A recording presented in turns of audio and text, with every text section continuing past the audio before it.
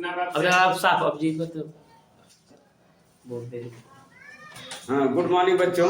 इससे पहले हम बताए थे वीडियो में कि वृत्त का व्यापक समीकरण। तो वृत्त के व्यापक समीकरण में उसमें जिसके निर्देशांक दिए थे एच और के दिए थे, निर्देशांक उसके दिए थे एच और के। तो अब इसमें हम बताएंगे कि वृत्त का व्यापक समीकरण। तो वृत्त का व्यापक समीकरण एक ये भी है, तो x square plus y square plus 2gx plus 2fy plus c बराबर 0 है। तो इसमें से हमको क्या निकालना है? केंद्र। क्या निकालना है? केंद्र निकालना है और त्रिज्या निकालना है। क्या निकालना है? त्रिज्या निकालना है। तो कैसे निकालेंगे ध्यान दे थोड़ा। इसको हम पहला काम क्या करेंगे, हम यहाँ पर x square plus x square, फिर लिखेंगे यहाँ पर 2gx प्लस, फिर इसके बाद में y square plus 2fy plus c बराबर 0। अब ये हो गया हमारा। अब इसको हमको क्या करना है? पूर्ण वर्ग बनाना है। इसको हमको पूर्ण वर्ग बनाना है। तो कैसे बनाएंगे? यहाँ पर पूर्ण वर्ग बनाने के लिए यहाँ पर x और x तो दिया है, g नहीं है, तो इसका मतलब ये हो गया कि यहाँ पर x square plus 2gx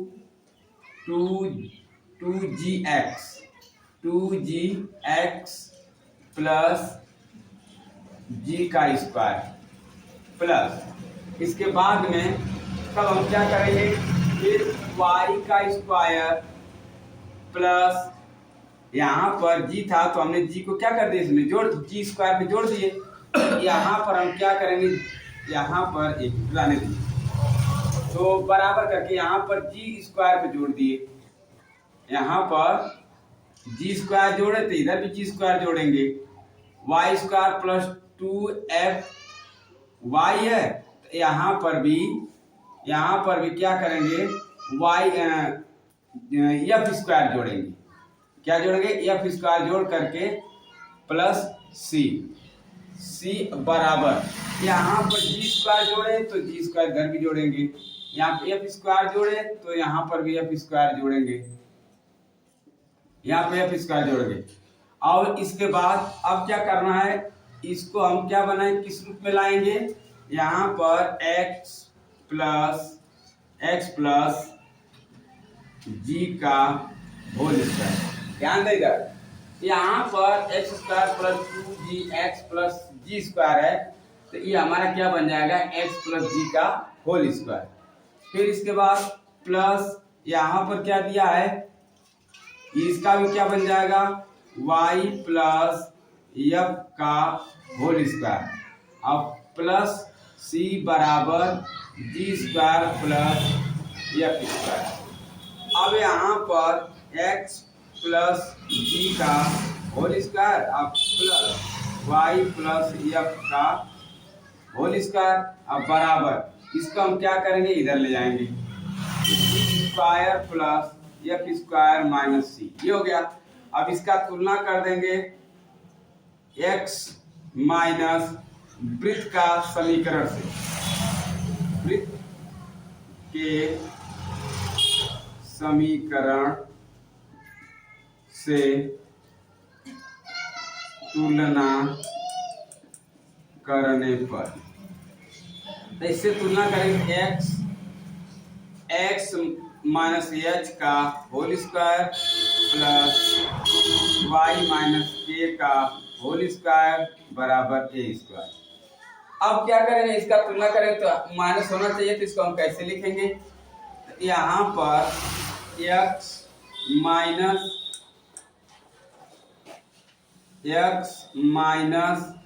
minus का जी कोष्टक बंद होल स्क्वायर प्लस, फिर इसी तरह इसको भी लिखेंगे y माइनस एफ का होल स्क्वायर बराबर। अब यहाँ पर इसका मान, इसको हम क्या करेंगे? अगर ए स्क्वायर बराबर G square plus C F और एफ स्क्वायर माइनस सी है, तो ए का मान निकालेंगे तो क्या हो जाएगा यहाँ पर, क्या हो जाएगा यहाँ पर, ये स्क्वायर इधर जाकर तो कड़ी हो जाएगा ना, तो यहाँ पर G square plus F square minus C. तो अब यहाँ पर इसका मान क्या आ जाएगा, यहाँ पर जी स्क्वायर तो यहाँ पर इसको इसी तरह रहने देते हैं, यहाँ पर G square plus F square minus C. अब यहाँ पर हमको निकालना है एच केंद्र निकालेंगे तो एच का मान क्या है माइनस जी, के का मान क्या है माइनस एफ, और त्रिज्या क्या करेंगे तो केंद्र हो गया,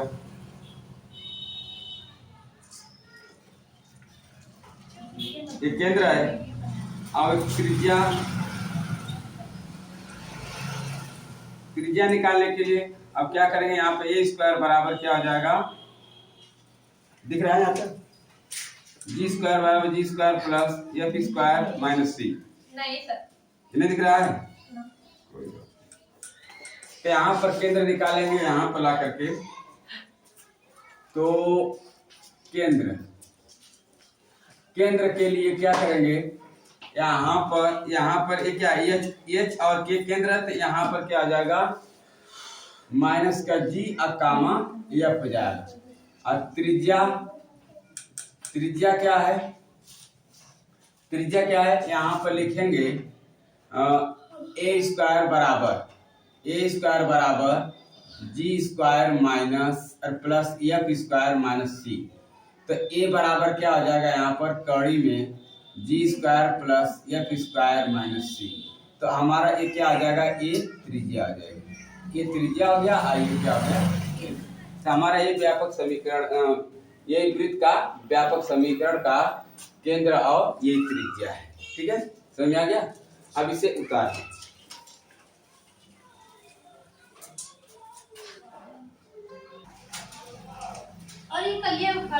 हाँ ध्यान दें, इसमें अभी मैं बताया हूं कि वृत्त का व्यापक समीकरण का केंद्र और त्रिज्या में निकाल के दिखाया हूं। अब इसमें हम बताएंगे वृत्त का प्रचालित या पारामितीय समीकरण। ये क्या होता है, देखिए ध्यान से, यहाँ पर एक क्या वृत्त है, क्या है वृत्त, और ये क्या है वृत्त का केंद्र है, क्या है वृत्त का केंद्र। ध्यान दें, तो हमने क्या करा,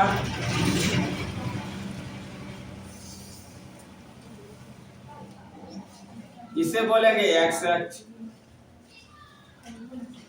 इसे बोलेंगे वाई। अब ध्यान दें, यहां से यहां तक ये त्रिज्या ही निकालेगी, तो ये क्या आ जाएगी त्रिज्या। इसी पर एक्स अक्ष पर हमने एक लंब डाल दिया, एक्स अक्ष पर क्या कर दिया, लंब डाल दिया। तो अब ध्यान दें थोड़ा,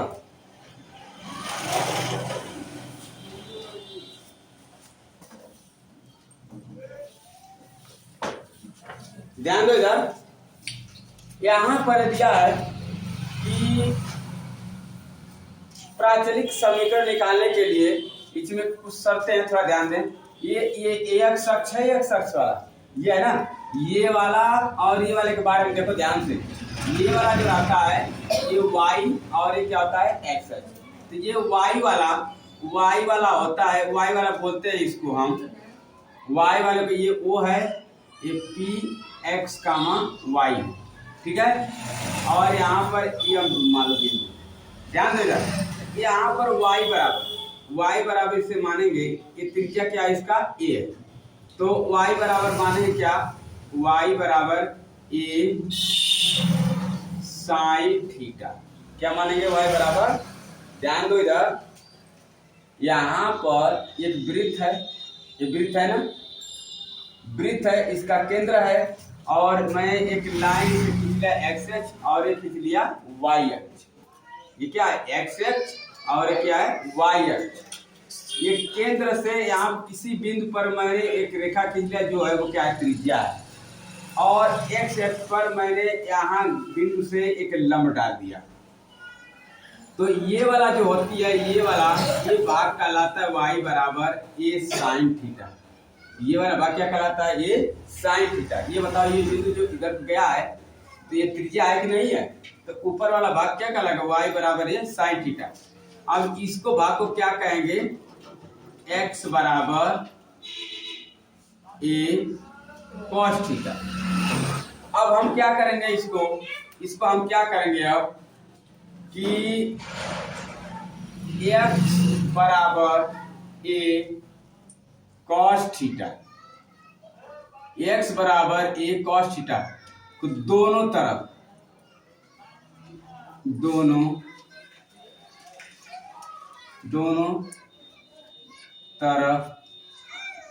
वर्ग करने पर, ये वर्ग करने पर, तो यहाँ पर इसका वर्ग कर देंगे तो एक्स स्क्वायर, आप बराबर इसका वर्ग करेंगे कॉस थीटा, इसका वर्ग करें क्या आ जाएगा? एक कॉस स्क्वायर थीटा। तो यहाँ पर एक्स स्क्वायर बराबर ए स्क्वायर और कॉस स्क्वायर थीटा हो जाएगा कि नहीं हो जाएगा? इसी प्रकार से यहाँ पर y बराबर ए साइन थीटा, तो लिखेंगे दोनों तरफ वर्ग करने पर, तो यहाँ पर हो जाएगा y स्क्वायर बराबर ए साइन थीटा का होल स्क्वायर। सर ऊपर बताइए। तो यहाँ पर ये हो जाएगा y बराबर ऊपर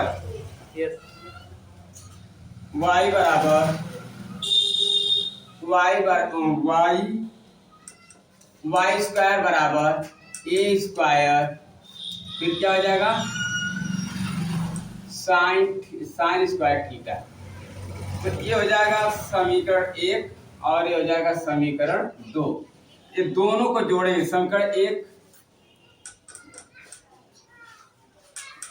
समीकरण 1 व 2 को जोड़ने पर, ध्यान देगा। देखो x ये हमने तुम लोग को बता दिए, ये वाला बता दिए। अब इसको हम क्या करें? x बराबर a cos थीटा को क्या करेंगे? दोनों तरफ वर्ग करेंगे। तो इधर वर्ग कर दिया, इधर वर्ग कर दिया। इधर वर्ग करते x स्क्वायर, इधर वर्ग करें तो a cos थीटा का होल स्क्वायर। तो x स्क्वायर बराबर ये बताओ, जब ये कोष्टक हटेगा, ये कोष्टक हटेगा तो a का स्क्वायर, इस पर क्या आ जाएगा? cos स्क्वायर थीटा, समीकरण 1 होगा कि नहीं होगा? फिर y बराबर बात इधर ध्यान दो,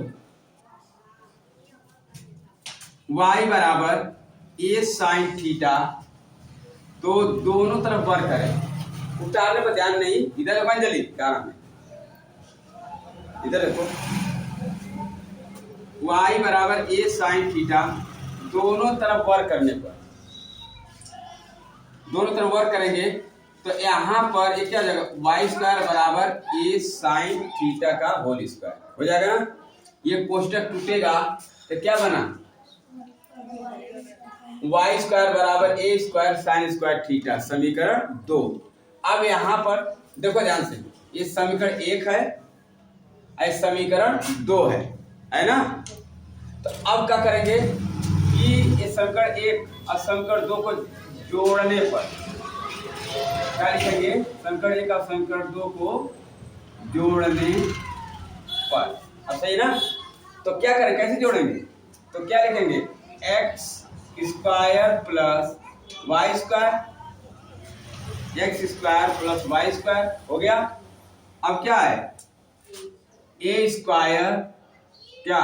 cos स्क्वायर थीटा अब plus a square sine square theta. इधर दिख रहा है?